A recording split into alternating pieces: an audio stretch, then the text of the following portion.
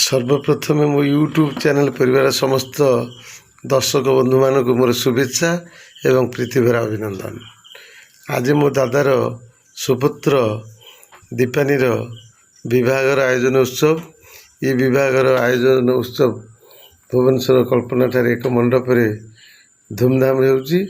तेणुक केवल मु नुहे मोर स्टाफ सहित एवं आम दादांकर विभिन्न परिवार वर्ग बंधुबांधव माने समस्ते उपस्थित रही एवं ये विवाहटी ये धूमधाम पालन होती मत भल लगे सहित निश्चिंत भाव में आपण मानक भल लगे कहीं उत्सवटी निश्चिंत भाव में उत्सवटी मत जी आनंद देती आपण मानक निश्चिंत भाव में मोठार आहरी आनंद लगे। तेणु मु समस्त को निश्चिंत भाव में कह आनंद उपभोग करने सहित मोर सान भाई दीपानी को तार वैवाहिक जीवन सुखमय आपण मानकर आशीर्वाद रहिब।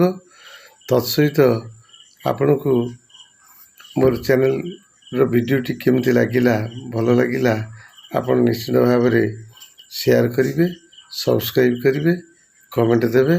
रहुची धन्यवाद।